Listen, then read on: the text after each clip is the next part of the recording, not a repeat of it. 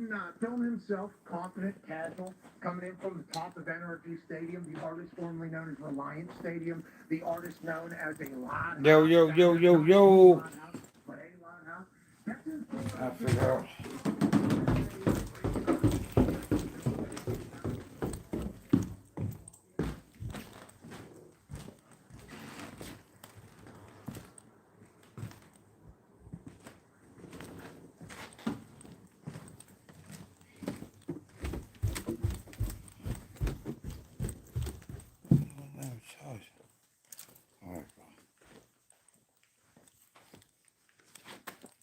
Devon,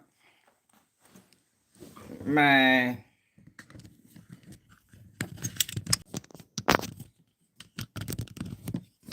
it's a sad day, y'all.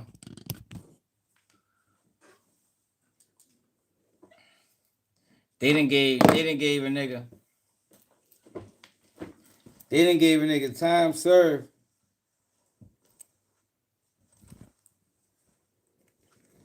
They didn't gave a nigga time served for telling on his kids, man.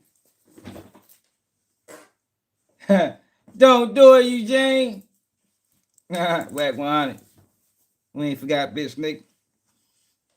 We ain't forget your cry for help, Nick. They gave a nigga time served for telling on his kids, man. Time served, yo.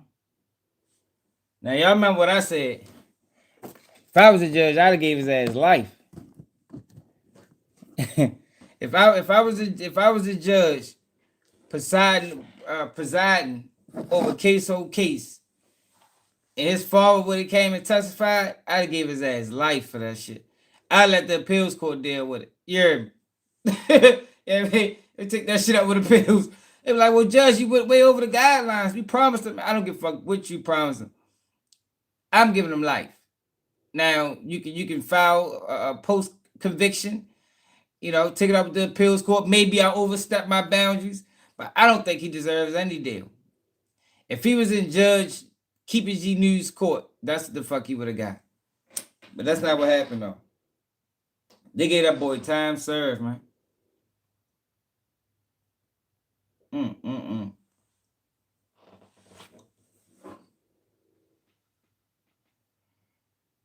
And that's actually what was recommended. That's the deal he signed. See, that's what I'm saying. That's why you can't believe those type of guys, yo. You can't believe criminals under indictment. So he was facing life 30 years in prison. He was facing 30 years in prison. Told. And got time served. Yo, people who say anything to get time served when you're facing 30 years, man. You understand what I'm saying? So, to me, I can't never value their testimony if I was a juror. Because, that is a hell of a deal. You went from facing 30 years to doing like 3 or 4 and getting time served by telling on your son. No, life is ass. Bang the gavel. Next case. They be like, they gonna be that bitch. They gonna be that motherfucker confused.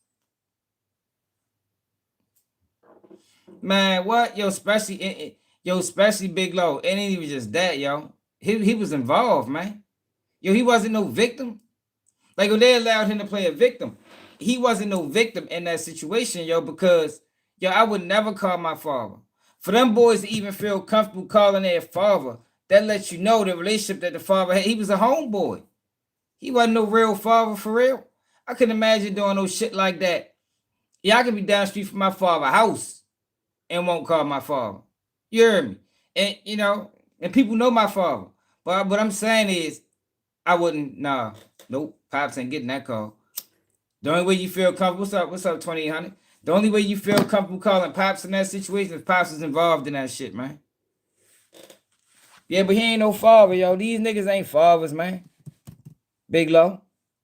These niggas ain't fathers. Ksoo, that ain't no father. The dude, Vonnie, cousin, I call him his cousin. They call him his father. These niggas ain't fathers, man. Yeah, you don't do no shit like that to your child, man. Especially when Your whole life, his whole life, this child wanted to be just like you. I mean, he learned this street shit from you. You had the name. You was the leader of some whatever gang. You was going to prison. You got 8 kids out this bitch. He trying to be like you. If he'd have raised them better, Ksoo wouldn't be in this situation. If he'd have raised his kids, because it ain't just Ksoo, it's 2 of his kids. So that just let you know. If he was to raise his kids better, definitely can't be friends with your kids. They wouldn't even be in this situation. He supposed to ate that, yo. Like how you tell on your son, I just, man, wow. That's crazy. The whole family don't fuck with him. The whole family, he talking about, yeah, I'm doing it for my other kids. Man, shit. Man, fuck that. If I was them kids' grandfather, he wouldn't be nowhere close to them other kids. Fuck you, man. We don't want nothing to do with you, sir. Nothing. Yeah, man, you go ahead and live your life as a loner because you ain't never coming back over here. Straight up. You ain't, nah, hell no. You can't see my daughter or her kids. Yeah, man. Because yo, if you testify on your child, right? What benefit are you gonna add to your other kids' life? Can your other kids even trust you? Because it's obviously you're willing to throw your kids under the bus to protect you. What if shots get to flying? What if somebody try to kill you and he riding with his kids? He gonna grab the kid and hold him as a shield. Ah, shit. He gonna grab the kid and hold him as a shield. You know what I mean? I wouldn't trust that man in a fucking 20-mile radius of them goddamn kids. For real.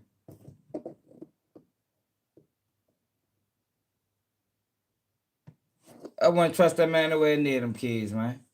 You know, because that's the reason he said he told. You know, he said, you know, I got other kids. And you know, my daughter wanted me to go to daughter dance or cupcakes with dads or some shit that he made up. Like, nigga, man, fuck no. You just threw 2 of your kids under the bus and you think you're gonna be a part of the other kids' life. Man, get the fuck out of here. People tell for selfish reasons. Yo, people don't tell for other people, man. I mean, that's not what happens, man. Snitching is a selfish trait. You told because you wanted out of jail. No other reason. You feel me? It ain't because of nothing Ksoo did. It ain't because of your other kids. It ain't because of none of that. Because if I was your child, I wouldn't even be able to look at you the same. You feel me? If I was your child, knowing that you fucking told on my brother, I wouldn't be able to fuck with you, yo. Oh my God. Hold up, y'all.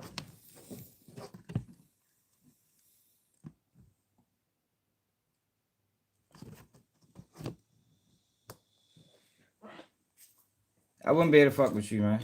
On no level. Like you couldn't be. If you was a father then, you wouldn't be a father now. Because I would always look at you crazy. Like, that, I wonder what he'd do to me. You feel me? He done told on my brother. I wonder what he'd do to me, man, if the opportunity presented itself. Then you got Big Loon going back and forth with DJ Akademiks over Charleston White. Ksoo father testifies. Oh no, that's not what I meant to look. Ksoo father in court.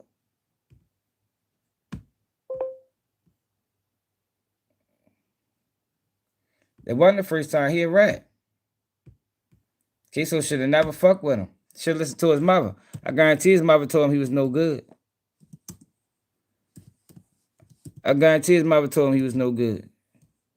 Sometimes, yo, you know, mothers, sometimes, yo, they be right. You know, a lot of, you know, sometimes they come out of hurt and anger, and sometimes they really do be trying to protect motherfuckers from these guys.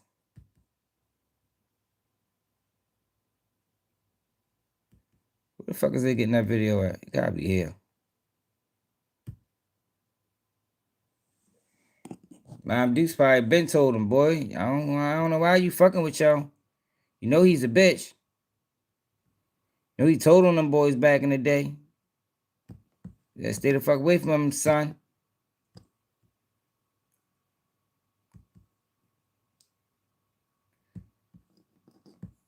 Ksoo father sentence.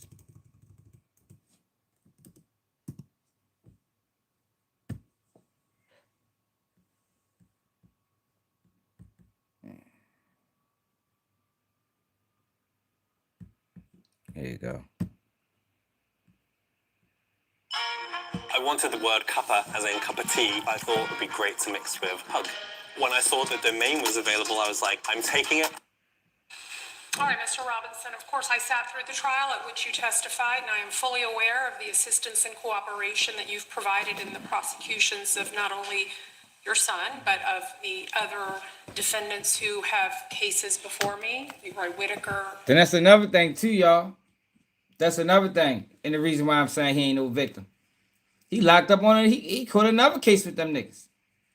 He could, yo, like how many cases do you catch with kids that you old enough to be their father? Before we realize, like, man, you ain't no motherfucking victim, boy. You was a full participant. Yo, he no different than Hernandez Govan to me. Like, I do not respect the old guy like him, like the extremely old guy that crashes out the young boys and then tell on them. I don't respect them dudes, man. Like I said, it's a difference when you 25 and you got some dudes under you trying to get some money and they 18. And, you know, when you still young, you still learning, you don't really know better. But when you 40, 50, yo, it's no reason. It is no excuse why you should be hanging and catching crimes with 21-year-olds. You know what I mean? Hernandez Govan did the same thing. Crashed them boys out, man. Crashed out little straight dropping Cornelius Smith. Dude, these guys are a danger to the community, man. That's why she should have got more time than everybody with his cooperation. Because you don't need people like him out there. You don't need people like him out there, man. He's a danger. He's a threat. He's a threat to himself and others. You can crash out them boys and then go tell on them and play a victim like you wasn't part of it, yo. Who would have called that? Yo, I can't think of 10 people. I can't think of one person who would have called their father in this situation, even if their father in the streets. His ass got shot. He wanted revenge. His son took care of it, and your bitch ass told on him. Mr. Hudson, Mr. Brown, and the rest of the gang, if you will. Told on and everybody. So it is not lost on me the hard decision that you needed. Listen to how many people he told on. Listen to this shit. All younger than him. Mr. Brown, and have cases before me, Roy Whitaker, Mr. Hudson, Mr. Brown, and the rest of the gang, if you will. Hey, look. And so it is not. It was so many, she couldn't even name them all. Look, this nigga told on so many people. She couldn't even name them all. She probably, this is 7 minute. This is 7 minute hearing. If she'd have named all the people, this shit probably would have stretched to 15, 20 minutes. I'm fucking telling you, he did. Poke ass out that bitch act like he's sick and ready to die. That's another thing. He told me he ready to die. You might as well, die in the cell, nigga. Punk ass nigga. Lost on me the hard decision that you needed to make and what you have done to assist in these investigations and prosecutions. I am, of course, bound by the plea agreement you all have reached, but when it comes to departure, that is strictly within the discretion of the court. You understand that? Yes, ma'am. And it sounds as if the state agrees that your assistance would qualify under 921.00262I for that departure, and I do so find that your assistance qualifies. In addition, under 2B, I believe it is, I also acknowledge that in these horrific crimes that resulted in the death of people in our community, that you were not the shooter, you did not provide or get rid of the firearms or play a major role in the crimes. You did play a role in the crimes, and for that you're being held accountable. I for being an accessory after the fact, driving people to the doctor, driving people away from a crime scene, providing money for Mr. Barner to get out of town with Janera Smith. And so that is what I am sentencing you for today. I am also fully aware that you are within your family and in your community persona non grata. You have a bullseye on you. So you are going to His family don't need to have fuck with him. lawfully protect yourself. But understand this, you are a convicted felon. I know that I've previously adjudicated you guilty of aggravated fleeing from a law enforcement officer, so you are not allowed to possess firearms. Do you understand that? Yes, ma'am. All right. I'll be gone. I'm leaving. Okay, well, hold up on that. Okay. Because, of course, now you're going to be a multi-convicted felon, as I am adjudicating you guilty of these two offenses today. So let's begin with case 2020 CF 8261. For that one count of accessory after the fact, I am going to adjudicate you guilty. I am going to sentence you to the 1,898 days that you have already served. That's a Florida State prison sentence, but it is time served. That's going to be followed by 2 years of community control with electronic monitoring, to then be followed by 3 years of probation with the following special conditions. You have to pay mandatory felony court costs of $518. I don't think I need to say it, but it will be a condition. You are not to possess any firearm, ammunition, or weapons. If you are going to move out of town or move out of state, I don't have an objection to that. However, wherever you're going to move has to accept you and receive you, and you have to pay the transfer fee. Do you understand that? Yes, ma'am. All right. So just to be clear, I do not have an objection to transferring this community control or probation to another location. But whether you're accepted is not up to me. You understand? Let's see here. I would like you to undergo a mental health evaluation and any recommended follow-up treatment.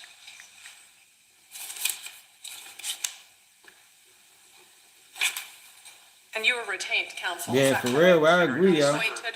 In the 2020 case, yes. In 21 CF 3570, I was appointed. Okay. Thank you. All right, let's move on to that case then. 21 CF 3570. Again, you will be adjudicated guilty of count 2. I will sentence you similarly to 1,898 days in prison with credit for that time served. That will be followed by 2 years of community control with electronic monitoring. That will then be followed by 3 years of probation with the following conditions. You will pay $518 in mandatory court costs. You will pay $150 in appointed attorney's fees. You will complete a mental health evaluation and any recommended follow-up treatment. And you may transfer, or this court has no objection to transferring if such is available to you. State, do you have an announcement as to count 1 in that case? Yes, Judge, no process code 30. Okay, they've dropped count 1. Do you understand your sentences and the remaining counts? Do you have a question? He was just asking, his concern is if people would be able to identify him by way of the ankle monitor. I don't believe that it would be possible. It's strictly managed by DOC. That's managed by the Department of Corrections. That's not subject to somebody publicly being able to find out who's wearing what electronic monitor. Right? Do we have probation on Zoom? Good morning, Judge. Yes, probation is present. We would not be able to identify with the electronic monitoring, but can you also state that his address be placed confidential? Yes, we'll do that. His address can be confidential, only known to DOC. Okay? Do you need that in a written order from me, or is that sufficient for me to just say this on the record? A written order, please, Judge. Okay, I'll be sure to get that done. Do you understand your sentences? Yes. Do you have any questions? No, he explained it to me again. Okay. State, I will need the guidelines so I can complete those. That's going to conclude your 2 cases today, Mr. Robinson. Thank you, Your Honor. That's all I have for the court. May I be excused? Yes, you may. Thank you. This punk ass ain't even testified in our case yet.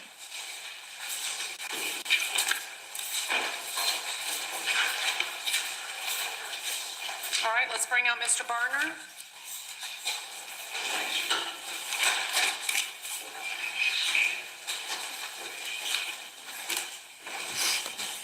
And good morning, Your Honor. May I approach with the state while Mr. Barner? His bitch, his punk ass told too. The fuck kind of deal he got? All this telling this shit going on. Case so far. Then a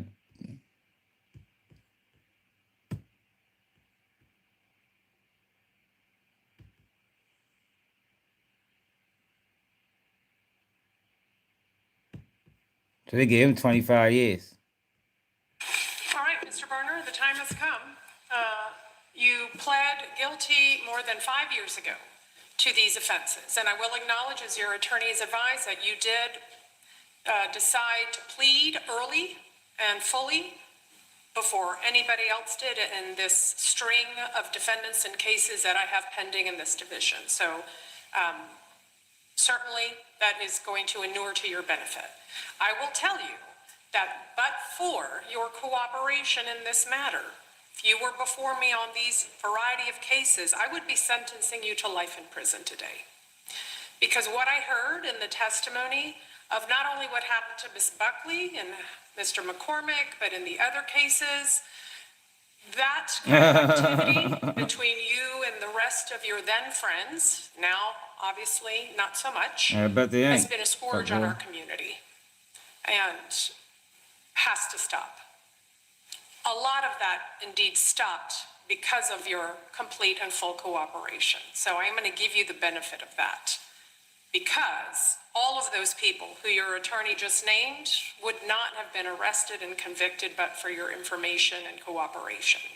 And so I am going to depart from 41.8 years because under 921.00262I, your cooperation resulted in these folks being taken off of our streets. So with that, we will begin with case 2020 CF 2748. In that matter, just a moment. I think he pled to just one count, did he not? Both counts? That's correct, okay. So as to count one for murder in the second degree, I am going to adjudicate you guilty and sentence you to 25 years in Florida State Prison with credit for the 2,136 days you have already served. Count two, which is a second degree felony. Well, statutory maximum is 15. I know his guidelines are 41.8, so unless I do guidelines, I cannot go above the statutory maximum. Both attorneys agree with that? Yes, Your Honor. All right, so that sentence has to be 15 years is the maximum, 15 years is what I'll impose, and that is also with credit for 2,136 days. He's gonna have to live 25 years in the Florida Department of Corrections as a rat. Dumbass. Two counts shall run concurrently with each other. Mandatory court costs are $518, and there are $150 appointed attorney's fees. Is there any restitution in that case? I'll have two restitution orders. Well, that's not the case of Ms. Buckley. That's the following one. This is the first one. Oh, I'm sorry, no, Judge. Okay, so no restitution will be ordered in this matter.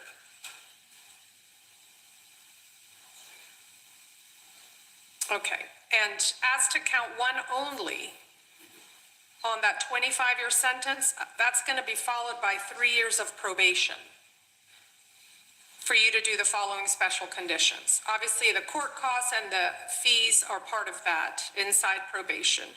You're going to make your best efforts at obtaining a GED, and you're not going to have any contact with all those individuals that your attorney has just named, who, for the record, once again, are Hakeem Robinson, Leroy Whitaker, Raekwon Howard, Derek Hudson, Chris Brown, Shenard Cannon, Michael Sadberry, Abdul Sr., He telling on Abdul everybody Jr., too. the one born on November 9th, 1994, Mr. DuBose, Mr. Clayton, and Mr. Wilcox. Judge, Yes. my apologies. There is a restitution order on 20 CF 528, but in this case, 20 CF 2748, there was a $7,500 restitution order to victims. All right, so listen up. State Farm was trying to charge me $197 for car insurance. No, thank you. I got a friend who told me I about this was telling on website. everybody, man. One of the dudes that testified on Ksoo, the father just got sentenced to time served. He ready going to witness protection, and his dumb ass just got 25 years. Okay, so that will be also then part of probation. We'll enter a restitution order payable to victims' crime comp in the amount of $7,500. Then in case 2020 CF 528, that's the case where it's only as to count one, correct? Yes. I will adjudicate you guilty of burglary with assault or battery. Likewise sentence you to 25 years, Florida State Prison, with credit for 2,136 days. That will be followed by a period of 3 years of probation, and it will be the same conditions I just announced for the prior case, with the addition of a restitution order in the amount of $1,200 payable to Barbara Buckley. Does this case also have $7,500 to victims' crimes comp, or that was the prior case? Okay, so that won't be ordered here. So again, just to recap, that's GED, court costs of $518, attorney's fees of $150, no contact with that list of individuals that I have named, and this restitution order. Current probation. It's all concurrent. Concurrent sentences, concurrent probations. And lastly, case 2020, back to case 528. State, you have an announcement as to count 2. All right, they have dropped count 2. Do you understand that? In the Barbara Buckley case, home invasion robbery is dropped. Burglary with assault and battery is what I just sentenced you to. So lastly, in case 2020 CF 7285 for the other count of murder in the second degree, again, I will adjudicate you guilty, sentence you to 25 years, Florida State Prison, with credit for the 2,136 days served. That will be followed by 3 years of probation with the same conditions. Obtain your GED, no contact with those individuals. Court costs are $518 in this case. Again, attorney's fees of $150. And is there any restitution in this matter? Okay, and no restitution. All right. Now, why they ain't give him the Ksoo father treatment? They sent that bitch ass nigga home. They really tried to play out like he was a victim. That shit is crazy, yo. Like he didn't know what was going on. He knew everything was going on up until the murder. Now I don't know. Man, that shit crazy. Also note for the record that should it be approved by authorities larger than I, that he be transferred to another state's Department of Corrections, this court has no objection to that. Damn, So they let ready to send that be motherfucker out of reflected, state. And I'll put that in an order if necessary. Fuck going on with the audio? Is there anything else I need to address with regard to Mr. Barner? Going to be in a prison somewhere for the next... Address. This is confidential. Can we have the Yes? I have a quick question for you. On the previous case, being that the address is confidential, can we have the JA call us with his address? I don't know that we know his address, and obviously he's going to be in a prison somewhere for the next 20-something years, so... We're talking about Mr. Robinson. They probably gonna send his ass to California. Back to Mr. Robinson. Okay, we'll provide that. You're really not safe Yes. in prison, His man. counsel- Like he definitely can still get touched, no matter where the fuck you go at, for real. Still here, we'll provide that to They're you. gonna send him to jail. They sent 6'9" to. Okay. Okay. So we're going to give it to Mr. Downs, or can we get the JA to give us a call? Yes. Defense counsel will provide that address to my judicial assistant, who will then provide it to Mr. Downs. Okay, thank you. You know, he's not here. He's had to fly out for an emergency. Oh, What now? Mr. Downs is not here, Judge. Can we get the Jay's contact information to give her a call? Yes, it's 904-255-2400. But I mean, you can wait till Monday if he's gonna be back on Monday. I don't need to be right now. Okay, thank you, Judge. That's Okay. perfect. Thank you. The call. Thank you, Your Honor. All right, thank you all. And I'll need the guidelines on both of them. Thank you. Man, these guys diabolical. Snitching motherfuckers. What's up, Shawnee?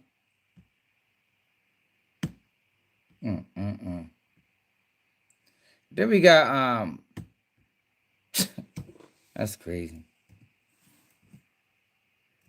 I don't know how he able to live with himself told on his son, man. Like how can you live with yourself after that? You got DJ Akademiks beefing with Loon.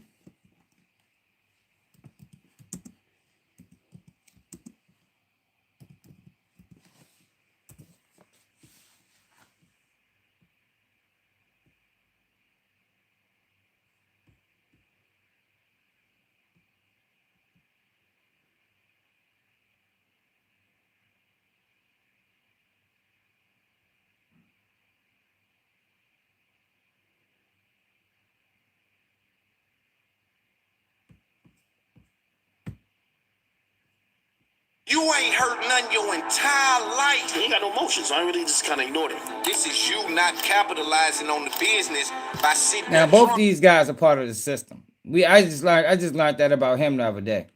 No, he works for iHeartRadio. These Academics works for every motherfucking body. So it's kind of crazy that they're going back and forth with each other. And all this stemmed from the interview that Big Loon had with Charleston White goofy ass when Charleston White got up and walked out. Every day. You know, you saying that, Duncan. Didn't pay the people that worked for you. I ain't like it for 1 second. All you niggas backstabbed your friends. He want acknowledgement from Joe. Man, he don't represent New York. He run around jumping in the wood table, setting himself on fire. I told him suck my. You want to look tough in front of Joe so bad. I told him where to meet me at. I know that you're a street wannabe. I said I don't want to talk about nothing online. Taking his shirt off in public and screaming and hollering. That ain't New York. I believe the hate that Joe Budden has for Charlemagne causes him to have some of these erratic responses. There is nowhere I go that they'll play any piece of content that come from any of those individuals. In their podcast, I go by the name of Big Loon. I want to welcome everyone to the fastest growing podcast in the world right now, man. I am extremely happy to be in front of everybody today. We have so much I got to tackle. My name has been in everyone's mentions, everyone's YouTube comment section, every podcaster's DM and text message. So today I think it's time for me to just acknowledge what you're dealing with. I'm going to respond to a few things that's been said. I'm going to address a few individuals. I'm going to bypass a few things. Because today, it's about the information. Today, it's about getting to the root of what we're viewing, what we're looking at, what's happening here, Loon. What the fuck just happened? Talking too slow, man. All of my whole audience, they're looking like, what are these good dudes talking about? Have they did any research? Where are they crafting their opinions from? Huh?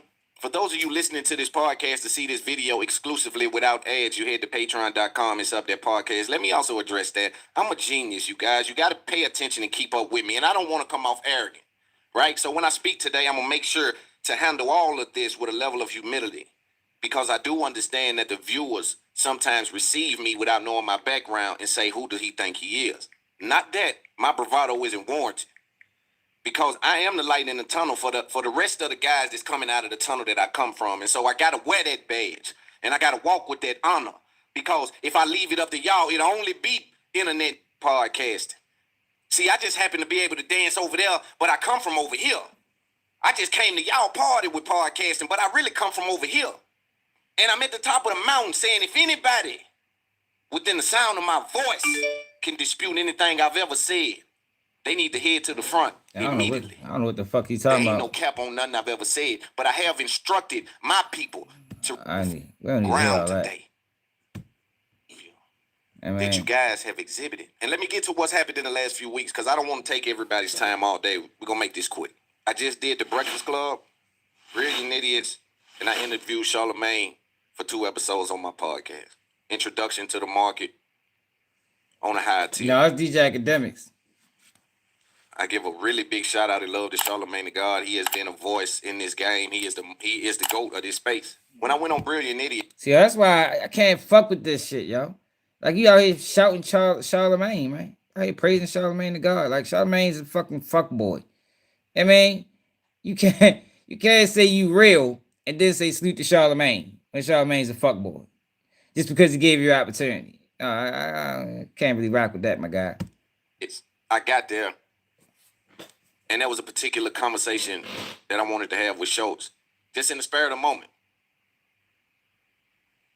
And without context, they began to speak about my behavior in this interview or in this podcast as if it was an example of someone hating on somebody. Number one, I made it clear that, yo, I'm not hating, and I know that that's gonna be ignored, right? Because people oftentimes say things that they don't mean. That's one.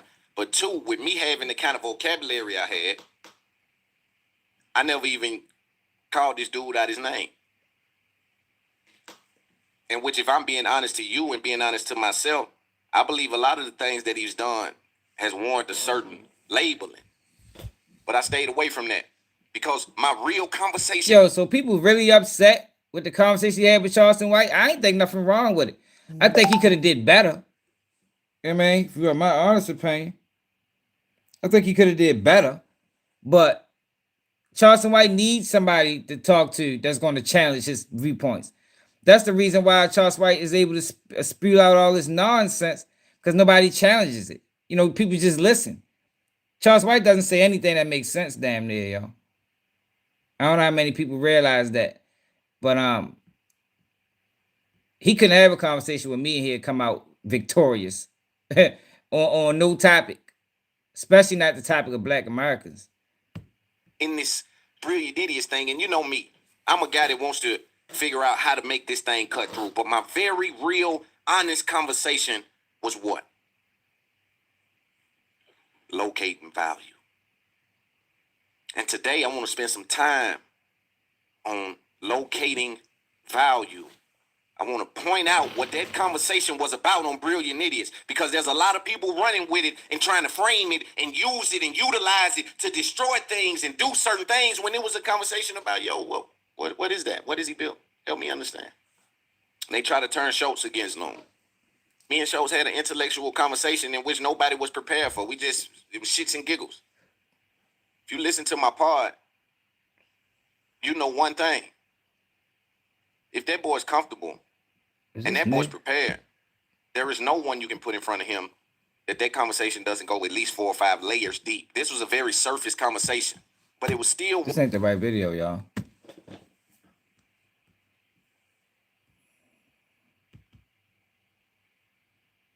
This ain't the right video.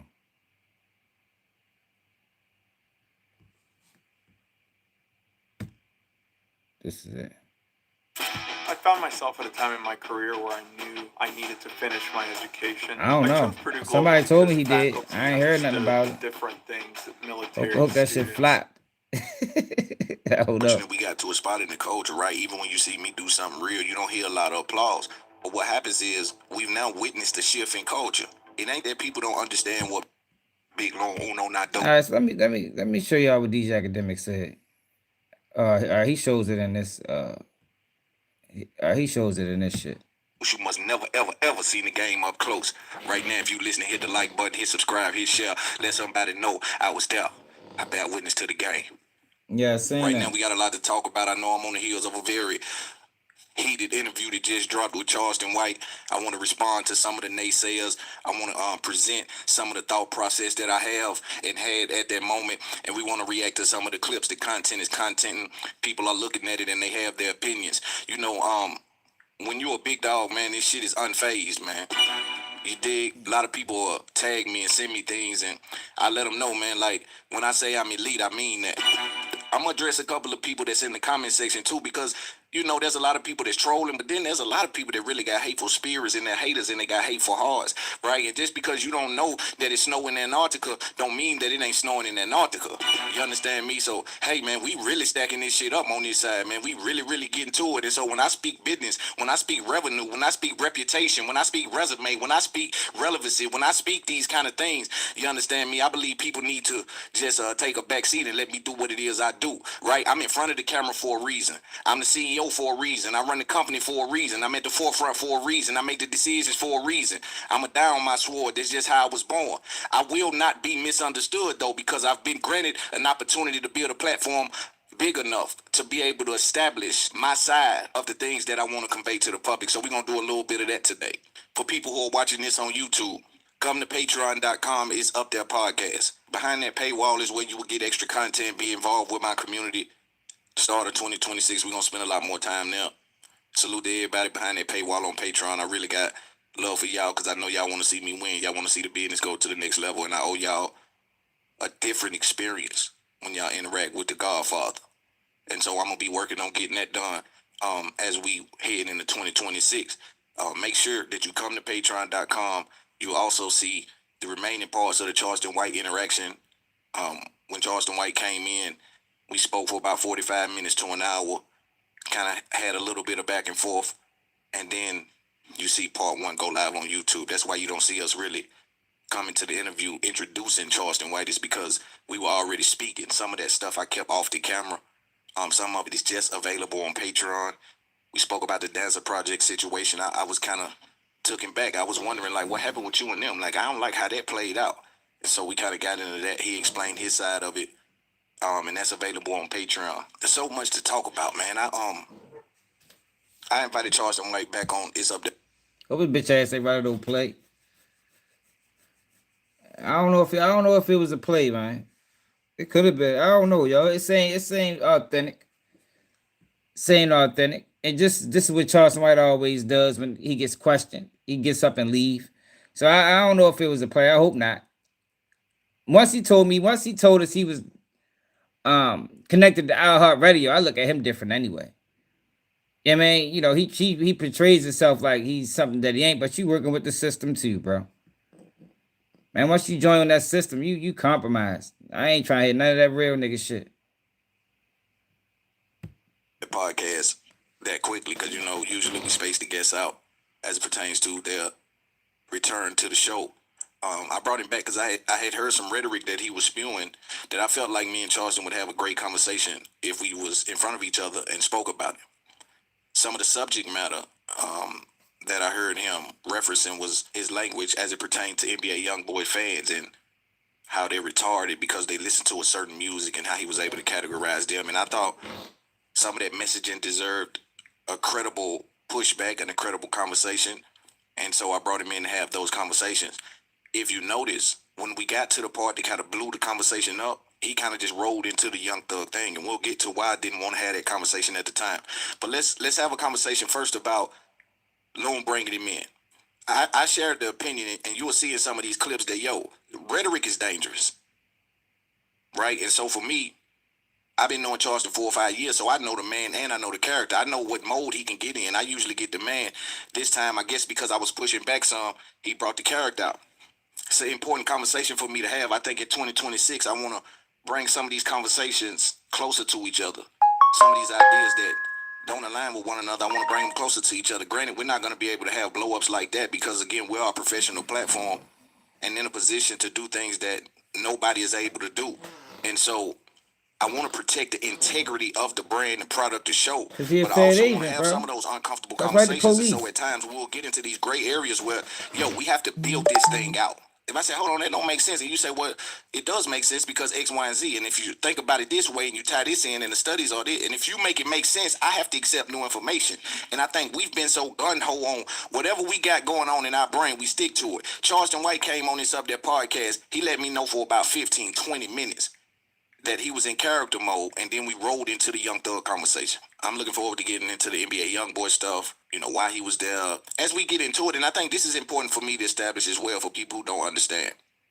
you have different kind of content being created. I do a podcast that's conversation based.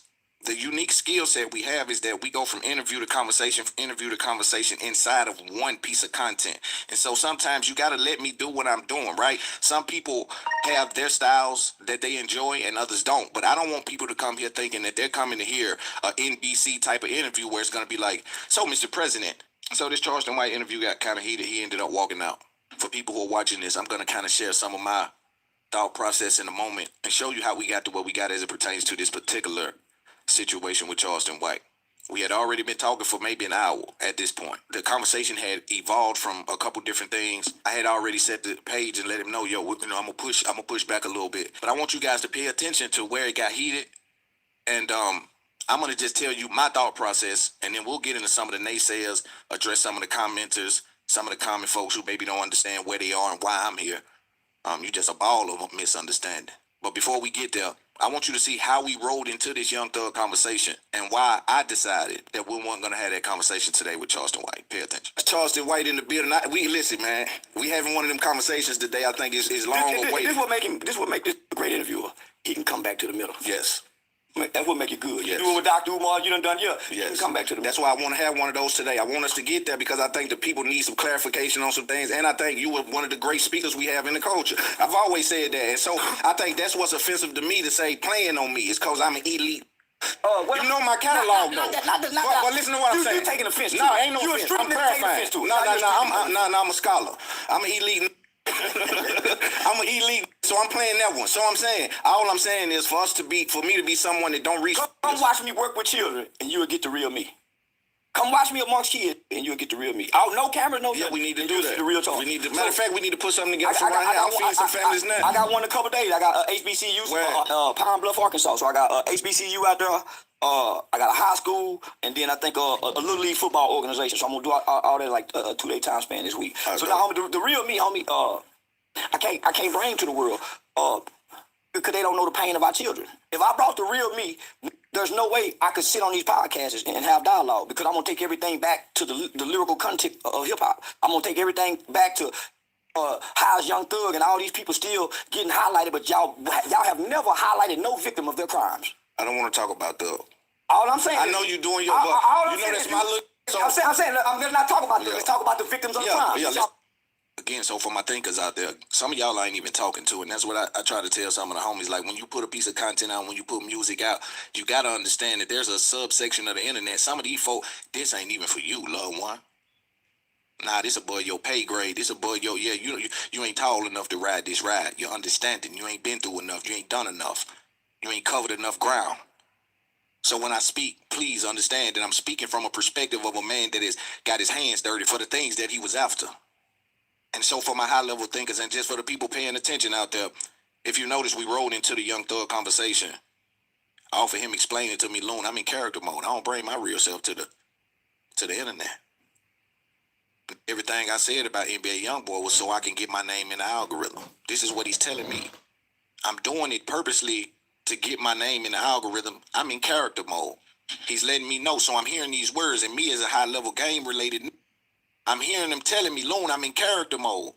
I'm paying attention to what he's saying. He's saying, so that's basically telling me I'm in costume. And so when you're in character mode, I need people to understand, and that's not just for bro, that's for any content creator. Charles White ain't no fucking character, man. Keep telling y'all that. I don't know why people keep allowing him to skate with this character shit. It's not in character, y'all. The image he displays correlates with who we know Charleston White to be. He's a fucking con artist. He was selling fake purses. He been a con artist. He's not a character, man. I don't know why people keep letting you slide with that shit. That's why I can't really fully get behind yo.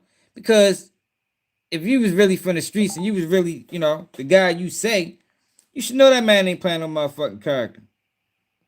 You see a nigga that go to character mode, that mean damn near nothing they say can be rooted in reality, no matter how passionate they say it. So they just saying things because they're in this character mode. I understand what that does and how inflammatory that position is in culture. And so I wanted to stop that conversation. I think it's lost on people that he had just explained to me for 20 minutes, 30 minutes that, I'm in character mode. And then we want to have a conversation about Young Thug, who is a friend of mine. He's a little homie of mine, and pay attention to how it blows up and where we go from here. Pay attention. Okay, Or let's talk about crimes that no, have let's victims, talk about victims of crime. Yeah, let's talk Let's about not put a blanket on victims. Let's talk about it. So it's a lot of murders that's Let's tied. talk about There's it. a lot of murders that's tied to these guys that y'all interview. Where are the families? Where are the families that y'all go get their story? Because there's two sides to this coin now. Right. Why I'm the guy to interview Rich Homie Quan's father. I started that. Rich Homie Quan didn't die of gun violence. No, he's a victim though. He died doing what he His wanted daddy to do. was shot I don't give a damn. He's because living. of He's this. living. Because of this. I'm talking about the people who done buried their sons and stuff behind it. Don't tell me. So if you want the real me, let's have that discussion. Other than that, I got to play. Let's go. Let's talk about it. So let's name You want to talk about some victims? So let's name some thug victims. Nah, we don't talk about thug. We're not talking about thug. We're not talking about thug. Let me call Atlanta Police Department and get some names of thug victims then. Some people who done died. We're not talking about thug. Victims then. Now let's talk about victims. Period. Yeah, but we finna talk We ain't talking about thug. You can't now. We gonna talk about. We're not talking about thug. Let me get some of thug. Man, we're not talking about thug, man. We leaving thug out of this. No, we ain't. We moving No, forward. We moving Let's forward. interview then. Let's Nah, we ain't got to end interview. interview. We moving forward. We can interview. Man, we moving Man, forward, we can't talk about thug and them victims. We not talking We about can't talk about thug, thug and them man. victims. What kind of would I be to let you talk Nigga, about what thug you in mean? front Nigga, of we me talking like about that? thug victims. What kind of victims? Victims of crime. Let's talk about murders. it. Talk. Murder, what I need to talk for? Let's go to Nut Mama and them. Y'all Let's get to get it. Nut Mama family up. Get Nut family up. Salute the nut. Get I Nut just family had. up. Listen, I've been talking to both sides. Let me see what get the name of these victims. What's Thug Baby Mama got? I talked to both What's sides. Thug Baby Mama got? We ain't talking about Let's talk Thug. to victims. They mean I don't want to talk no more. We ain't can't talking about Thug, Charles. Let's talk about victims then. Let's talk about victims. Name some. I just want to be clear, right? And Charles is my guy. I probably said let's talk about it for 10 times. I probably said let's talk about it 10, 15 times. And let's talk about it. Yeah, let's talk about the victim. Go ahead. You said you were raising awareness. I shouldn't be the one to have a conversation. You should. Charleston White doesn't know the victims because Charleston White just be talking. I don't know where he came from, yo. Police station or something. That's the thing. He don't know the victims. See, but the average podcaster like a Sean Cotton or a Danza Project or one of the other platforms he go to will allow him to just say that and move past it. You know, because it sounds good. I don't want to talk about Young Thug. I want to talk about the victims. And, you know, it's a highlight. But when he goes to somebody that's going to question what he says, he don't have any backup. That's why he did what he did. He don't know the victims. He don't know the case. He's just talking like he does. You know the names, right? Go ahead. Let's talk about it. I just didn't want to speak about Thug because you ain't character mode. Now let's speak about, yo, Loon, man, you talk about everything. Y'all boys be talking about stuff. Of course we do, and I invite conversations even surrounding Young Thug and what's going on with him. But not in character mode. It's almost like people are forgetting that we're dealing with Charleston White. There's an assessment that happens. You look at it and you say, all right, I know, bro, we've been doing this long enough. I'm the highest level. I know he's in character mode. What kind of dude will I be to allow him to get on here and do what I would consider as drag Young Thug? Because I understand what he wants to say. I've heard some of the talking points. I know how they develop. I speak for a living. I do this at a high level. I even can understand what he's saying. And let me say this to the victims. Any victims out there that's been involved with anything that I've spoken on in the past that want to get on this up there, reach out to my people and we'll have a conversation about that. We are running a platform that stands for something on this side. It's unfortunate that we live in an era that they'll miscategorize your behavior. And while I do believe Charleston is in tune with victims because this has been a part of his talking point since he came in the game, is the victim side of things. He took Tuka's side when dealing with Dirt. He took Duck Mama's side. He has been saying. There you go. I don't fuck with y'all because Charles White ran the play. Like why he's speaking on these actions like Charleston White did this shit out the kindness of his heart. He did all of that stuff and then came back and disrespected every single one of them people. Little Snoop mother, Duck mother, who else was it? Only mother he ain't disrespect was Tukas. And things about victims. But I also can identify that this is a trick to identify with the audience. Okay. And this is why these are two high-level content creators. Me and this dude sitting like this. This is two high-level minds that you're seeing battling. And you see mind tricks that's coming out. And the loud talking and the antics and the saying certain things. These are tricks of the trade when you're making content. But I really want people to understand that I stopped this conversation because he's in character mode. It's clear to me. He said it 15 million times. I'm in character mode. He moves on to the victims. Let's talk about the victims. I say it 10 times. Let's talk about the victims. He then expects me to know the victims' names. I don't know the victims' names because that's not my song and dance. I'm an information guy. So when I'm saying I'm not sitting around watching it, I'm really telling you the truth. I'm an information junkie. I'm not sitting there watching what. I know some of these content dudes can name off, Rayshawn Lemon and Brandon Jenkins and Maurice Clay. Like, they can name people off that's involved with these things by proxy. Not even the main characters, like some of the side characters. They're tapped in with it. I'm not. My job is information and demonstration.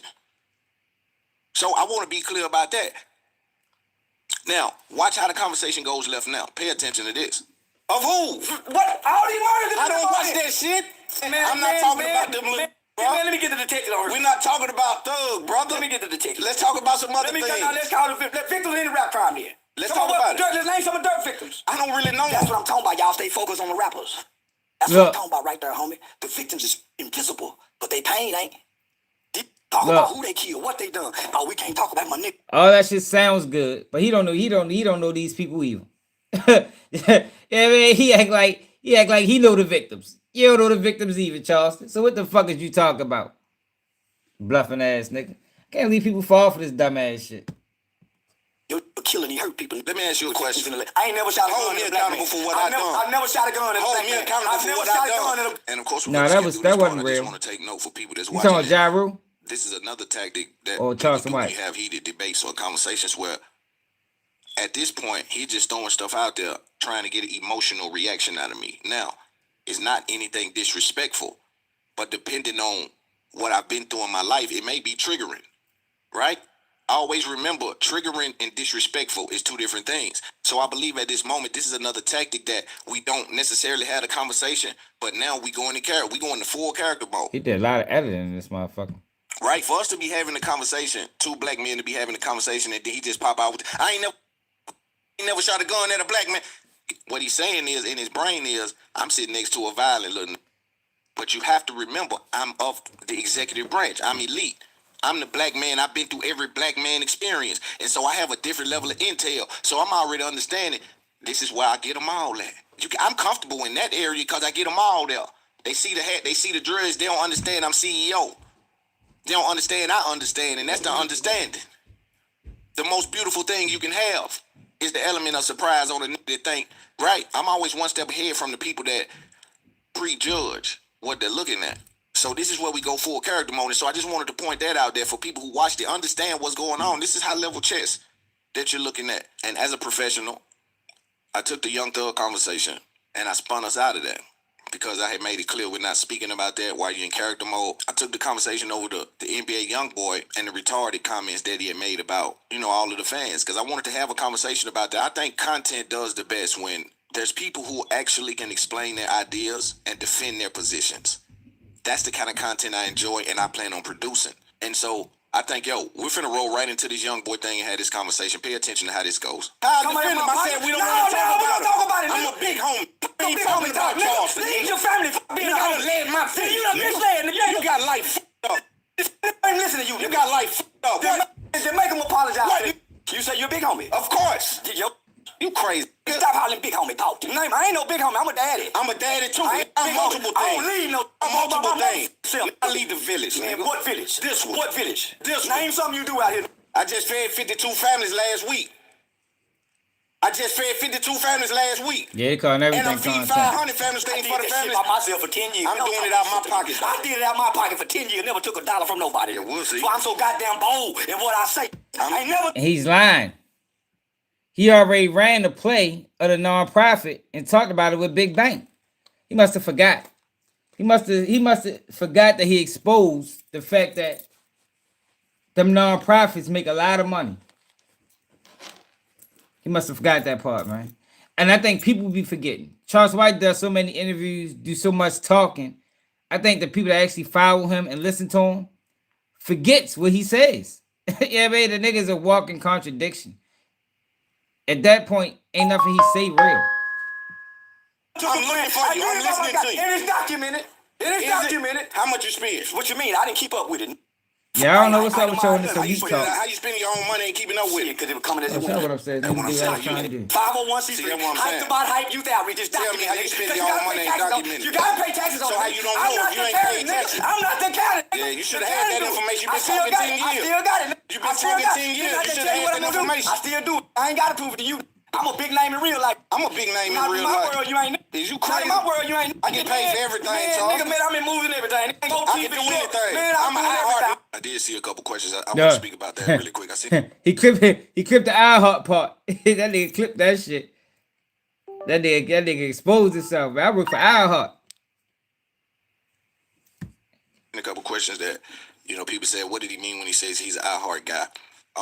I think there's a misconception about some of the language that I've had, and sometimes I slip and I forget that I'm not speaking just to my core audience that has that understanding of how the podcasting business works, and sometimes those clips creep outside of their audience, and then without the context needed, it sounds very vague, and you may not understand like this when I say I'm an iHeart.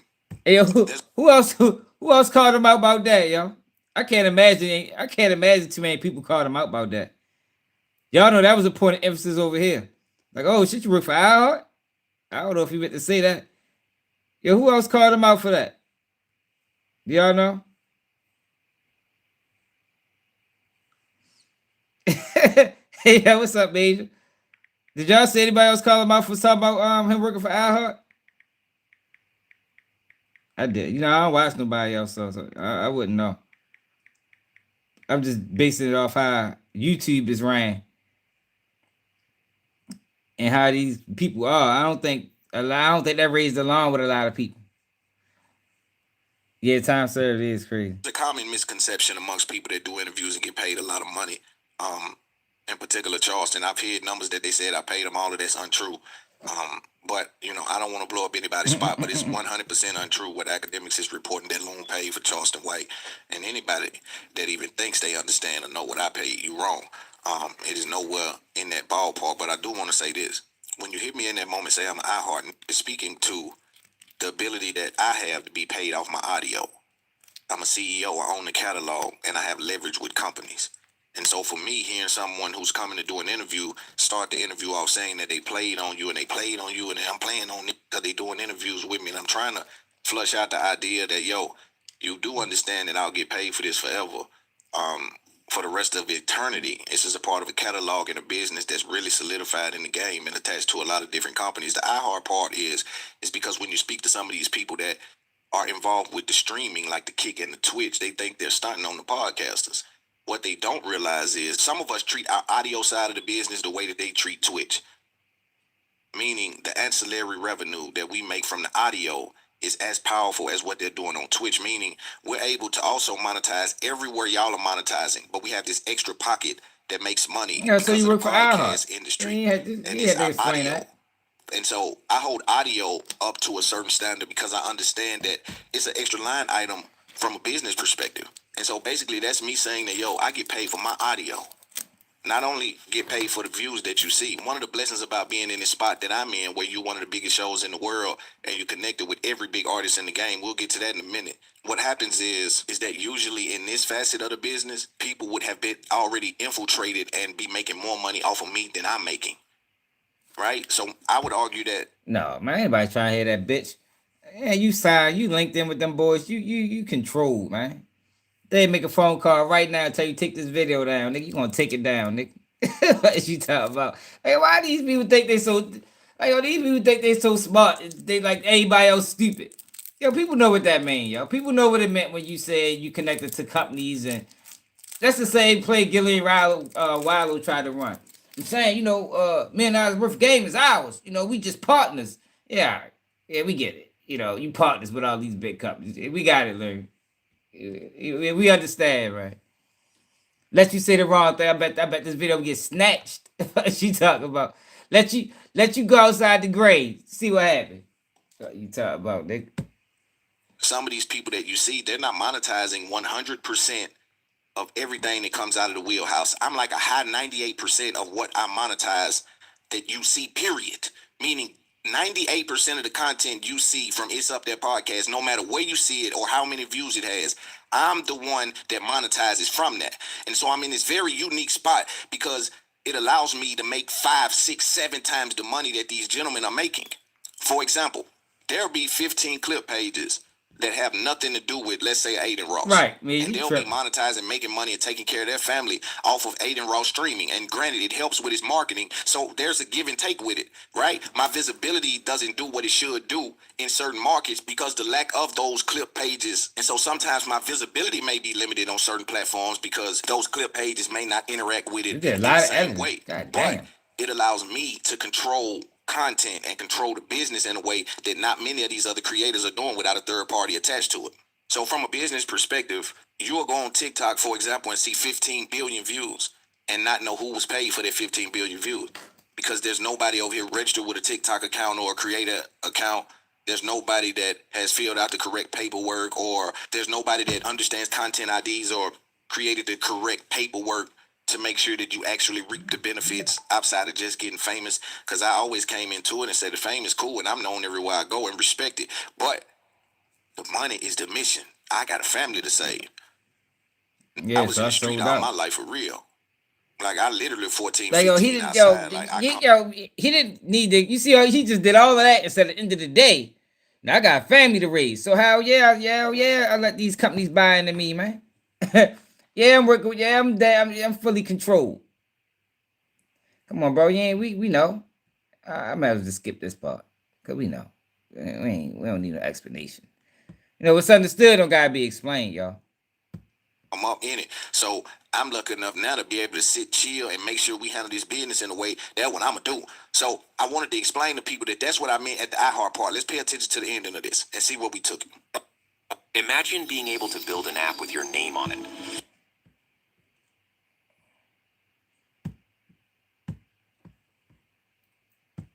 For me, just sitting back seeing, I think most of Yo, because he should have some iHeart logos somewhere around.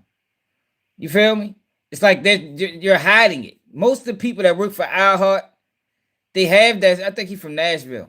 They have logos plastered around the studio. But for some reason, on your podcast, you don't show no affiliation to none of these companies. That's what's questionable about you, Loon. It's like you're trying to hide it. It's like you're trying to present yourself in a way that I'm solely independent. But meanwhile, you in the pockets of all these corporations. you can barely understand what the saying. Just a bunch of angry young ain't got no girls around, they violent. So most of that I really believe. So Is that for young boy is fast? all of them. Yeah, fans So out. People too. but does a young boy got 10, 11 children? Yeah, all by the baby. He got 13. So he got women around him He then. got, no. He got one woman around, but he got 13 bastard babies. 13 different women. 13 bastard babies. Children born out of wedlock. So it's not called it's children born out of wedlock, which is spiritually comes with a certain kind of curse. When they talk of generational curses, you got 13 different kids. How many of them kids might end up fucking each other if we go be serious? How many of them mothers go be divided by this one and that one? So let's look at the effects of this shit. But let's talk about the tour. We'll get to some of the effects. Back to the tour. Okay, We're going to talk about some of that. So back to the tour. So I got invited by his team. get there. I got invited by his team. By Alex, who invited you? I don't know. I got the numbers in my phone. So we did it. So 19. So what I did was, and the reason why I say that is because every major city he do, since most of y'all don't know, I do research. I do quantitative and qualitative research. Nigga lying. I Google every major city he went to and sold out. They lie. Hey, I swear, you like this nigga talk. And for people that don't know, I do research. Hey, shut your dumb ass down. Fuck is you researching the cities that NBA young boy go to and the demographic? Like, shut your dumb ass. It's a lot more to research than that. It's like a police officer. That sound like some shit. That sound like FBI statistical data. Like, yo, you doing FBI work, bro.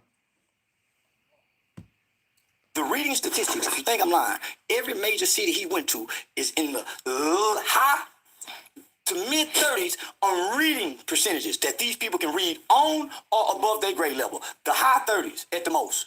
So I mean, most of these towns they go to, people are illiterate. I take it back. Mentally challenged. That sound better? I done my own study. If you think I'm lying, you do your study. But where's your study at that the people How that are about you buying the just tickets show are us those yours? people that you're speaking of? If you did your own study, like if he really did his own study, show us. Why we gotta do our own, man? You did it for us. You maybe produce the paperwork. It's like Umar Johnson. That's how Umar Johnson be. You know, he make all these wild accusations about they trying to take my school, and I was emailing the people, and I was fighting for custody of my daughter. I got all the documents, but never proved no documents. Never show anything. He just words. Like a lot of these guys are just words. If you already did the studies, Charleston, you should have had that bitch on deck. You know what I mean? Let us see. Now we know. About from the study. They skin color. So white kids going. Most black kids in America can't read, my brother. And that's a fucking lie, man. Right, so that's a blanket statistic that you can hide behind when you say something like that. I can't hide behind it. Me and Charlie Kirk is speaking it, and you can't prove us wrong. He just did and can't say it. I'm saying most black children in America cannot read on or above their grade level. Right. That's factual data. And that's a great conversation to have. I'm saying, why are you calling the people at the NBA Youngboy tribe? You can't, because these are the ones that going there. These are my people. I'm black, and I know most black people are dumb and stupid. That's why they listen to rap music. Can a white boy be a thug? I don't know. I'm not a white boy. So you only can speak on black people? That's it. I don't speak on nothing else. Nothing else. Charlie Kirk ain't black. Charlie Kirk spoke on black people. That ain't what I said. No. I ain't never spoke on Charlie Kirk till he died. I was asked about him. That ain't what I said either. What you said? You said you spoke on. You only speak on black people. On black issues. Charlie Kirk. So black issues. Charlie Kirk was a black issue. Charlie Kirk was a black issue. He was a white man that spewed out bullshit propaganda about black people. I never knew about him till he died.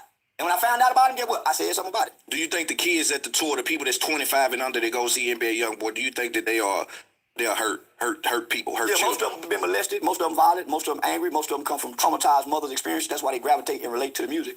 Always been the case. Why not view them as wounded then? Traumatized, wounded, hurt, fucked up, however you want to say. So why come in with the white principle type of verbiage? I don't know why. Yeah, that's where they come from. White people? Yeah. I thought it came from psychologists. Well, white people use it when a black person. White people. White people weaponize to black children. White people have always used Yo, white people. It's a lot of weaponized words, yo. Ghetto thug. I said it in the last video. Like Charles White is sitting there playing semantics, playing fucking word polo. Yo, it's a lot of words that get weaponized against black people. He knows this, but since it doesn't fit his argument, he wants to argue about it. But he can't argue. See, like I said, the average podcaster would have just sit back and let him say that, and people would have been like, damn, that's crazy. You know, no real data to back it up. It's just words. But when he has somebody that's going to question him, this is what you get. Just think about it. Anytime somebody questioned Charleston White, this is what you got. Weaponized retarded on black children. No, they didn't. Because white kids was mentally retarded because black people never took their kids to psychologists to be classified as mentally retarded. No, we ain't talking about classified. Listen, we talking about weaponized. I ain't never heard white people use words. That's right, you didn't go to school. That's what I'm talking about. So sometimes you need the student to learn with his mouth closed. The student learn with his mouth closed. What's your highest education? The events following that, the reaction from some of the public, people who are new here, some of the Charleston White fans, or some of the onlookers, just some of the people that's just out there watching content and came across the video. What you were dealing with is Charleston White coming onto his Up There podcast specifically because I wanted to challenge some of the ideas. There's a lot of things happening. We've been knowing each other for a while. He does great conversations and he does numbers. And so I wanted to have a conversation. He rolled into the Young Thug thing. I didn't allow him to get that off. I felt like the timing wasn't right. He had spent the greater part of the last 45 minutes explaining to me that he was in character mode and he says things that pushes him in the algorithm, and they may or may not be necessarily rooted in reality as long as it does the job and continues to fuel the brand. And I understand that and respect the ability to maneuver in the market that way. It just won't be at the expense of me. I have a real relationship with Young Thug. Let's speak about some of that. Some of the artists you see me deal with, you know, I want to see everybody win. Number one, let's make sure we clarify that because I'm just a real... And I really got that in my heart. So I want to see everybody win. That's number one. Number two, and so a lot of these guys, we get money together. You know, our relationship evolved beyond the industry. And I want that to act as a beacon of hope to the young men that's getting in this game and let you know there's a few real ones left. But tell me why I already knew that we're living in a day and age where a lot of people wasn't going to respect the fact that I stood on my morals and said, yo, not right now, not in character mode. We'll do that at a later date. We'll revisit that when we really can have a conversation. It's important.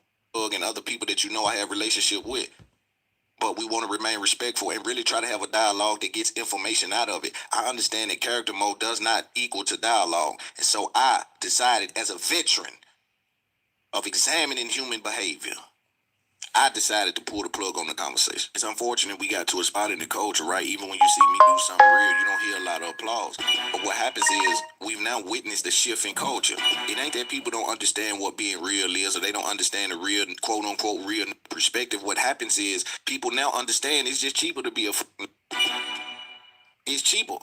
It's like they decided to buy Bubble because the profit margin, or because Hidden Valley now chooses this cheaper plastic container, or because Aquafina now decides to choose the cheaper bottle container because now it's easier to make. It's easier to make it as a. Why is it's easy to make? Because being promoted by the same people that's fucking promoting your motherfucking ass.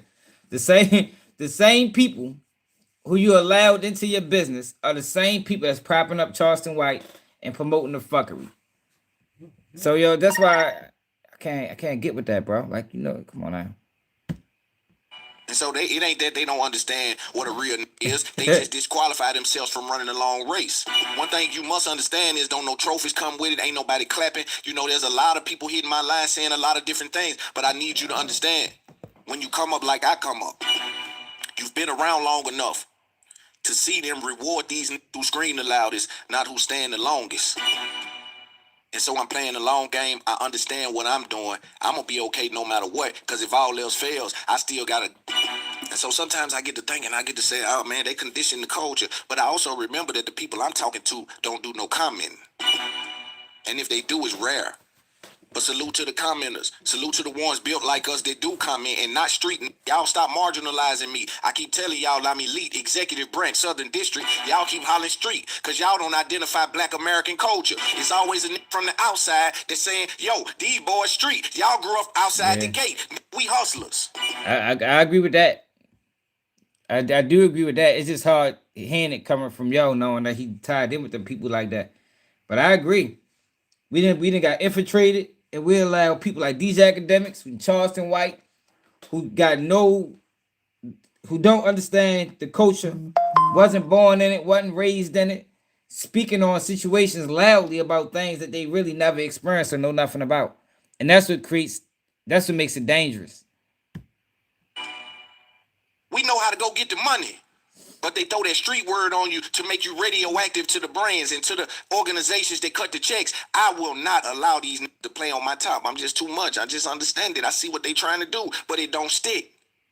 It just don't stick. I should have knew though. I should have hit that kid. I should have known better. I should have known because see, I've seen in this culture where they have no regard and they give rewards. Yo, you shouldn't have interviewed Charleston White. See, this is the thing, right? And I hope you see this. Because this is the thing, right? You sacrifice all this morals and principles stuff, this elite status that he's saying he stand on. You sacrifice all of that when you bring Charleston White to your platform. So it's hard to even, get behind the things that he's saying when Charleston White said it in the interview. He played on you. And he did. He played on you. You brought him up there. You brought him up there because he bring numbers. Knowing he pushes rhetoric. You're trying to tell us you against the rhetoric. You understand it, but that ain't what you on. So if that's not what you on, why bring Charleston White to your platform? You know that's what he on. It don't really make sense, Learn. Don't make sense, my guy. Let's get to the DJ Academics part. I'm letting him finish rocking out. I've seen bodies drop and go and interview the alleged responsible party. Little to no backlash. Little to no backlash. And salute to them. Do what you do. I keep telling you, push whatever they accept. I'm just setting the gold standard. Not that we can't have conversations, but let's have real conversations. I've always stood on that. But it ain't lost on me that these shake my hand today and interviewed my murderer next week. These call my phone and holler love and interview my murderer next week. That ain't just how I'm giving it up. My conscience won't allow it. I really was deep out there. But you co-signing it though, bro. So you like that's the same type of shit Big Bank be trying to be on. Like, are these guys trying to play both sides? Like, you can't play both sides, bro. It's either you with the fuckery or you ain't. That's it, yo. You can't be with the fuckery 1 minute and then next minute be talking this morals, principles, integrity shit. I mean, that's not part of the platinum package, like my man Reed said, man. Like if you want to be elite status, then you gotta trim the fat. And I didn't lose my conscience. I've regained my conscience. And this is probably why I don't fit in, because I don't fit in. This is probably the problem. Right? Because I'm in content land, I'm in podcast world. I invite all these conversations. It's just some of them, it's just too sticky. There's a demand for skilled tax preparers.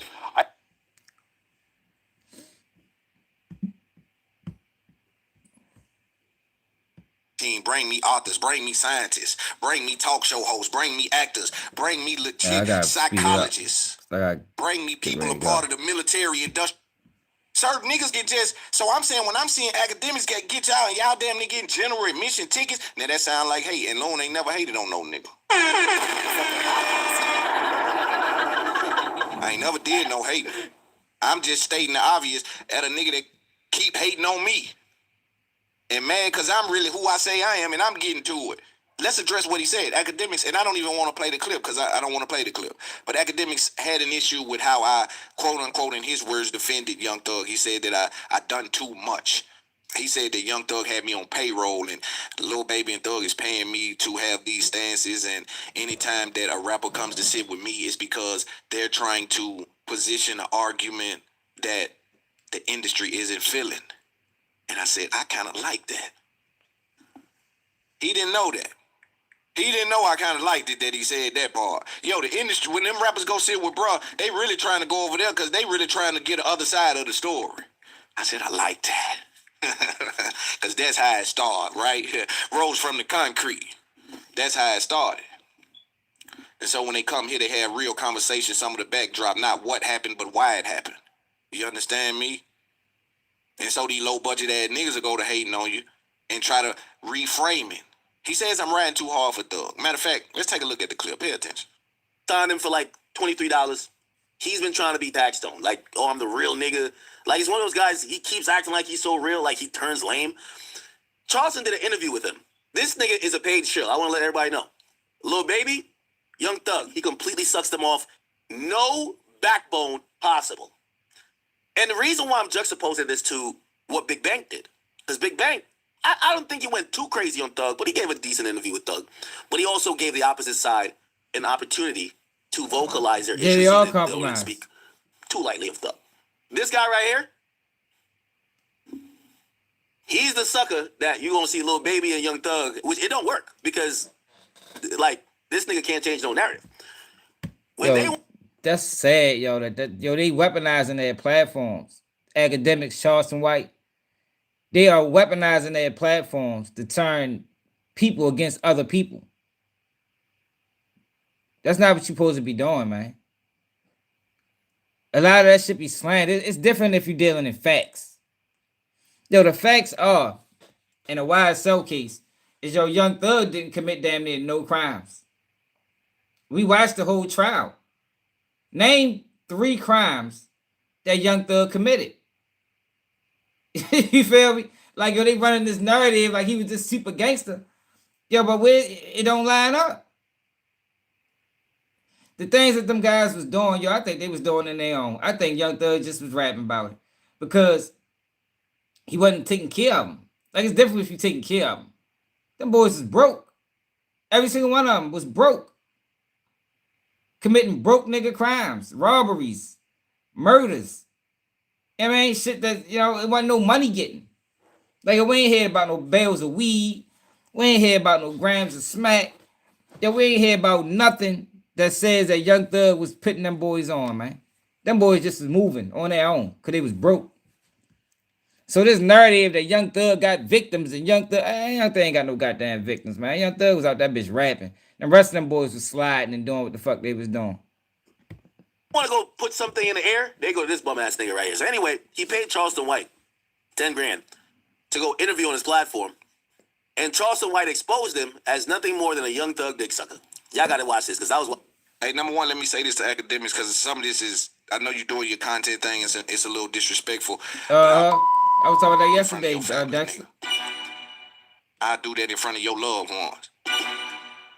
Like I'm willing to do that in front of you. Like you gotta watch how you talking to me, and I know you ain't gonna hurt the prime minister. You just talking, right? It's content for you, but I think you should watch yourself. I think you should really watch how you handle me, man. It's not wise to use those kind of words when you talk to men, and I know you don't know that because nobody's taught you. When I talk to you, it's an orientation, mouth closed. You know, if you was in my face, you wouldn't say nothing like that. Have some respect, police ass nigga. Low budget ass nigga, have some respect. Your big homie wouldn't say that to my face. Have some respect, low budget ass nigga. We need to keep it content. We see how your eyes look when you outside. Have some respect, police ass nigga. And we'll get to the backbone part of this in a second. Let's listen to a little more. Pay attention. Watching this today. It was highly entertaining. Shout out to my man Charles White. I need to tell my testimony. Okay then. So I don't tell it on the internet. Y'all have never highlighted no victim of their crimes. I don't want to. There we go. I keep telling you, this nigga right here is the biggest fraud we got. He's a wannabe Taxstone that just really, Taxstone at least was entertaining. He's a slow-talking old bum. That's gotten propped up by the niggas who are trying to run campaigns. When I see a rapper sit with him, they're literally trying to get, quote-unquote, the streets to validate, because he supposedly represents the street nigga. Yo, but what's wrong with that? Yo, these academics don't like black people, y'all. Like, I hope y'all know that. He does not like black Americans. If you don't believe me, go back to his war on Chirac and listen to how he talked about the black kids in Chicago. An opinion that the culture doesn't feel. So he's Whoa. Let me correct Bozo the clown. Let me tell you something, low budget ass nigga. When you see a nigga sit with me, it's actually the opposite. They're trying to clarify what the culture does feel. Right. Because what you guys That's are a fact. spewing in the industry is counterintuitive to the conversations I have with all of the people that I know. That's a so I'm fact. telling you something. When they come sit with me, they come to sit with the prime minister. They come to sit with the highest level executive branch. Hey, yo, what the fuck? Yo, wait, why this nigga? I ain't gonna lie, this nigga confidence is on 1,000. Like, man, salute to him, man. He thinks highly of himself, man. This nigga call himself the prime minister. What the fuck wrong with y'all? Hey, man, if you like it, I love it. Fuck it. Come to sit to tell you niggas what the culture feeling. I'll let they come to sit because they trying to tell you what the culture not feeling. You niggas not the culture. You niggas is imported goods. I'm finna start putting tariffs on you niggas. There is important. So I when agree you with see that. somebody come sit with me, quite the opposite of what this low budget ass nigga said. When you see somebody come sit with me, they trying to clarify what the culture is feeling and what they feel. The industry has been infiltrated at this point. I need you to know that. Hold the fuck up. The fucking the industry been infiltrated. The fuck is you talking about? Yeah, this shit just happened yesterday, my nigga. This shit been infiltrated since the motherfucking 90s. You know, since they transformed rap into fucking privatized prisons. Now, the podcast game has been infiltrated within the last probably 10 years. You know, maybe less than that, maybe 7 years. But the industry been infiltrated. And so anytime you getting claps from DJ Akademiks, you probably doing some fuck nigga shit. 9 times out of 10, if Akademiks big you up, you probably doing some fuck nigga shit. You probably telling on yourself, you probably doing right. So I'm telling you, I don't never really expect them niggas to big me up because I ain't never doing no fuck nigga shit like that. I was telling the homie the other day, yo, I invite these low budget ass niggas to have a conversation. I know he'll rather do it on stream. I'd rather do it in person. So we can refrain from using some of that SMD language. Because I know in person, niggas gonna watch how they talk. I know niggas gonna watch how they talk and they may not even look my way. And we don't do this for tough guy shit. I'm intellectually opposing niggas' ideas. I'm come too far. I beat that game. They game behind me. That's why y'all can't emotionally trigger me. I don't got nothing to prove. Anytime there's a violation, there's gonna be a demonstration. Outside of that, I'm happy that I'm out the game. I'm ecstatic I'm out the game. Y'all can't emotionally trigger and charge me. But I guarantee you 100 out of 100 times, these niggas won't disrespect me in my face. And that don't got no asterisk beside it.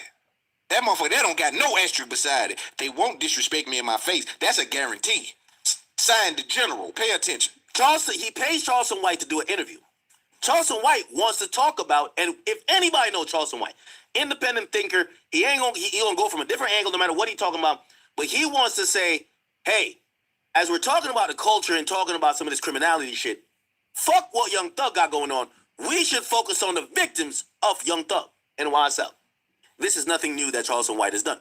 Charleston White has done outreach programs and done events with Tuka's mom. While people have thought of Tuka as a strain of weed, he has reached into that community and reached into those families and people who have been hurt by some of what rap has kind of glorified as the, dancing on the graves of some of these guys. And he's talked to these families. So he cares a lot about sometimes victims. I think Thug got him on payroll. Watch this shit. He care about victims. Get the fuck out of here. But say fuck get money, Ronnie Lewis. Yo, these niggas is crazy. Yo, all they doing is playing on the people, and the people not smart enough to even depict what's real versus what's fake. Yo, how do Charleston White care about victims, but he disrespect victims all the time? Like how is it? How did I mean? Can somebody explain that? See, this is why they only talk to certain people, because he had to explain that to me. Explain to me, academics. You saying Charleston White cares about victims, but he disrespected Gilly's son when he lost his life. He disrespected FBG Duck after he sat down with his mother. So what victims are you talking about? Charleston White cares about monetization. That's it, and that's all. Oh, we don't want to talk about Thug. Oh, you getting paid. I get it. About Thug. You can't now. We gonna talk about We Thug. not talking. Rich Homie Quan is one of Thug's victims.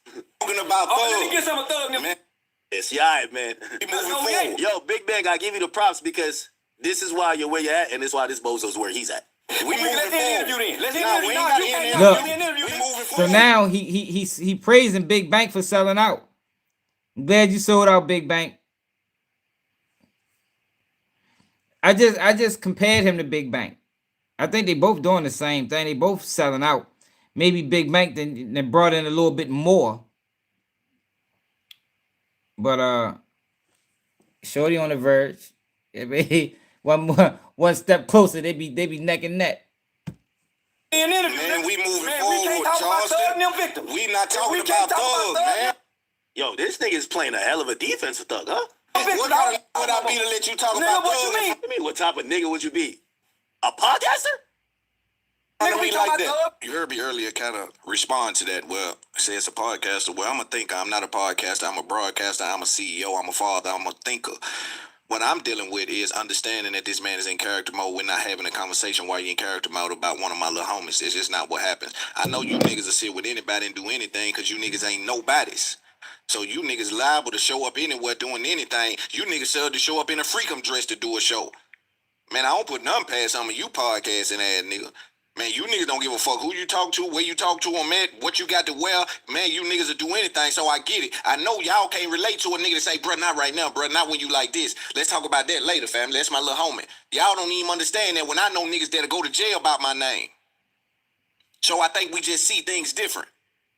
Now, let's unpack it a little more because I think it even gets deeper. Specifically dealing with academics. And I'm responding to you this time, low budget ass nigga. So just pay attention. This is orientation and the student learns with his mouth closed. I find it interesting how dumb academics thinks the audience is. The way they think they can sway the audience from pillar to post and people believe it. I'm here to tell them that there's another side of this culture that I represent and understand and speak to daily that can see beyond the bills. They can read the tea leaves. They can pick up on signals. They can understand what was not said, what you did or didn't do, how you meant to come across versus what you actually said. Some of your hidden intentions and hidden agendas, they're able to sniff things out in real time. And so it's kind of like ChatGPT, how they get more intelligent as they go on and on and on. So they're able to now pick up on some of the shit you low budget ass niggas been doing. See, it's important y'all didn't hear me say, yo, I'm chasing niggas down if they talk about Thug and I'm beating them up. Or I'm putting Baby Loon out there to crash out on niggas that's talking about Thug. No, I'm just saying not on my platform, brother, not right now. I really know dude. But when you hear some of these people talk, they think they're dealing with an audience who doesn't have any information. Lack of a better term, even sped. But I'm here to tell you that people are alive and well. And this culture is alive and well, and it's actually in good hands if we just continue to make the right decisions. One of the things that stood out for me is that academics can say that Loon is writing for Thug and Baby and some of these other rappers. And he basically is trying to position this as, hey, this compromises his brand. The integrity of his brand has been compromised because he's writing for Thug and Baby. Although that's untrue because we are journalists, we run a really big company that's doing well. Okay, if there's one AI site builder you need to meet, it's this dope tech from Wix. Hey, y'all. Make over 7 figures every year easily. We used to live in a time when you didn't even have to defend your morals. I'm really a big homie. I'm really someone people look up to. I'm really someone to give information to clear the way for the young nigga that done lived a little longer.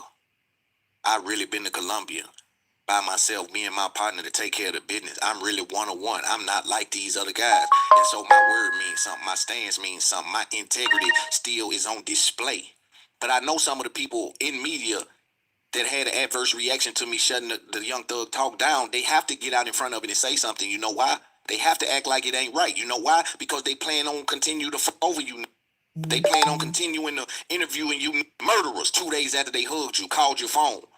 They plan on interviewing the shot at your mama and them house. They plan on playing them kind of games, so they got to get out in front of them and say, Loon doing too much. That ain't how journalists move. I agree with you. We open to all conversations. Someone that I have personal relationships with, you cannot slander on my platform.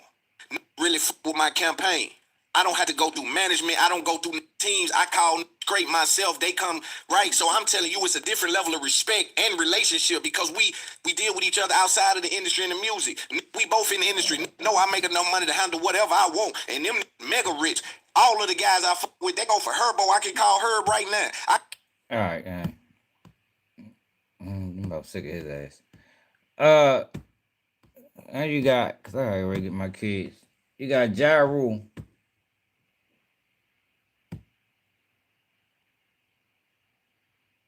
They got an altercation. They try to say it's with Max B, but we ain't gonna put that on Max B name. That's fucked up to what they try to do to Max B. Try to put that shit on Max B. Oh yeah, I gotta talk about this shit. So it's the altercation. Real quick altercation. You really can't see nothing. So Tasha K jumped out the window.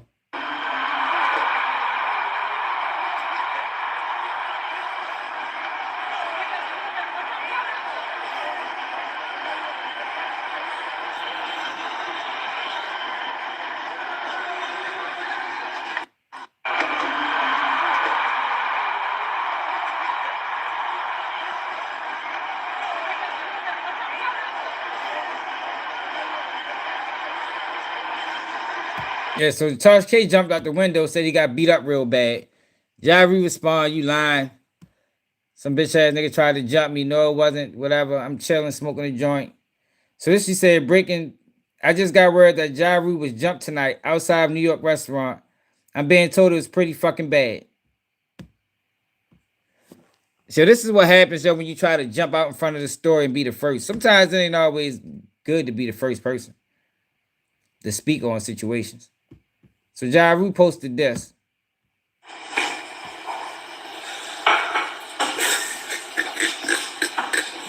And it look like he got beat real bad to me. Everything scarred up about it.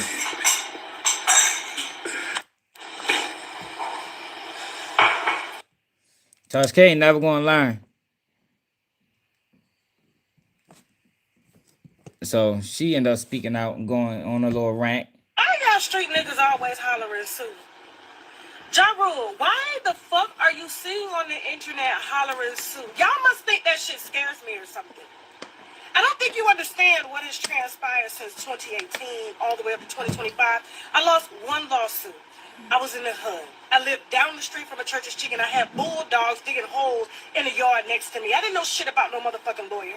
But it's real funny how you street niggas that claim to be artists always hollering, I'm a sue, sue, sue, sue, sue. Fan asses. You're mad because I woke up your motherfucking wine. I'm sorry that I was half asleep last night when the text came through.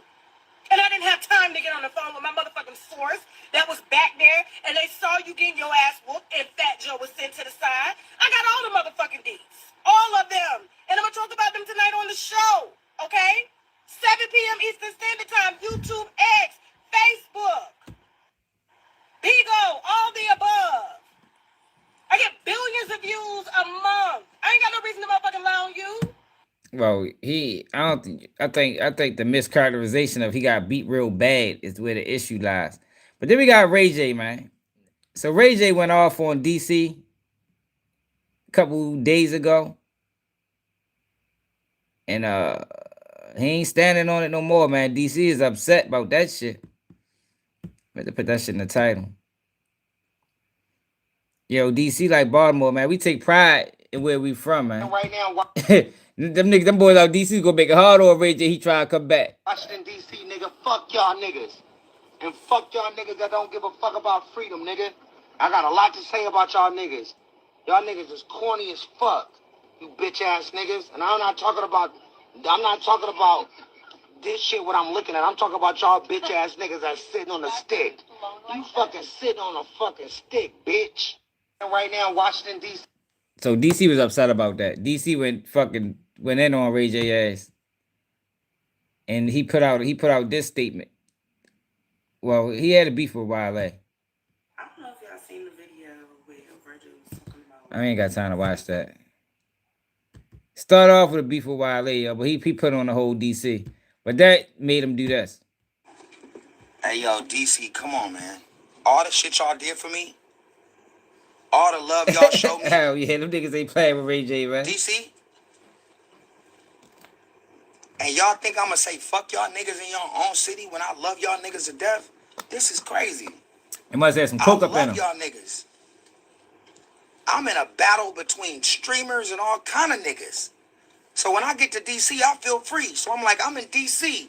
Fuck y'all niggas. Y'all some corny ass niggas. Nigga, y'all wanna play with me? Nigga, come get some of this freedom.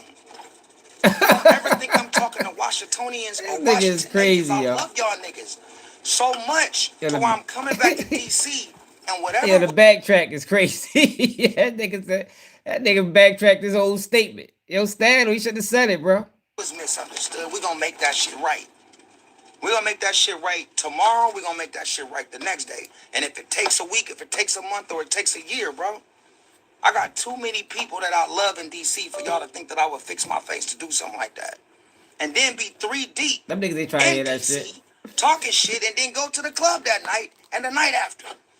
Come on, y'all, this shit ain't mathing up. Go back. See what happened. Whatever's going on, I support it. DMV, Hood and News, they was representing for the city. They had to do what they had to do.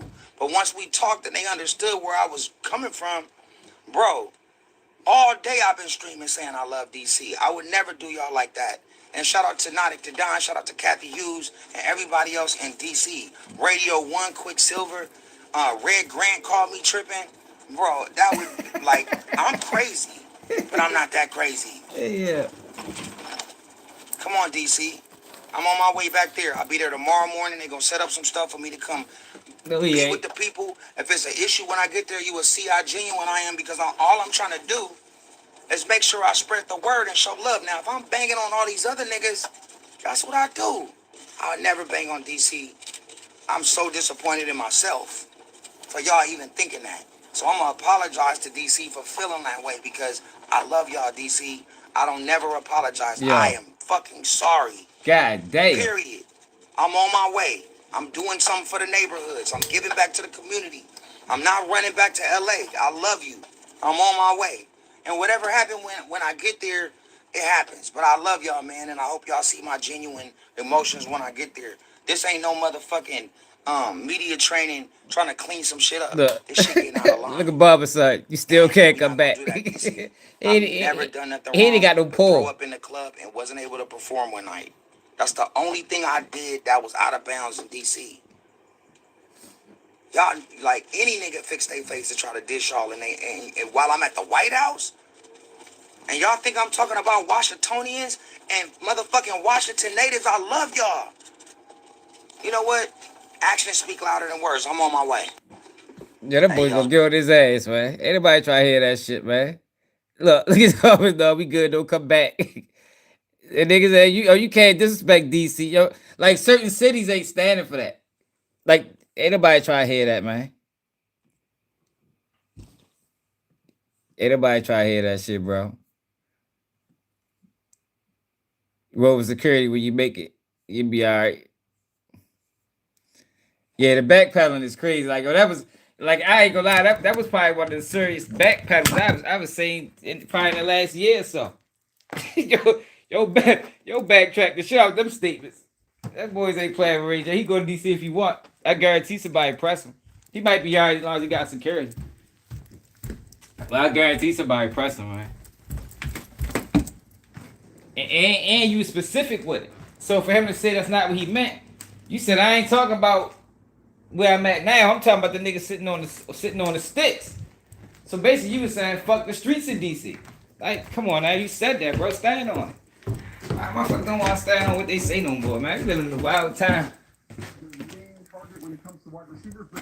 Don't nobody want to stand on nothing they say. We're talking about But yo, hit that like button. Make sure y'all share the live. Y'all know we got YouTube ain't recommending this to nobody new. So something else here. We gotta take it from here, man. I gotta get my kids from school. It's another day keeping you new. And I'm out.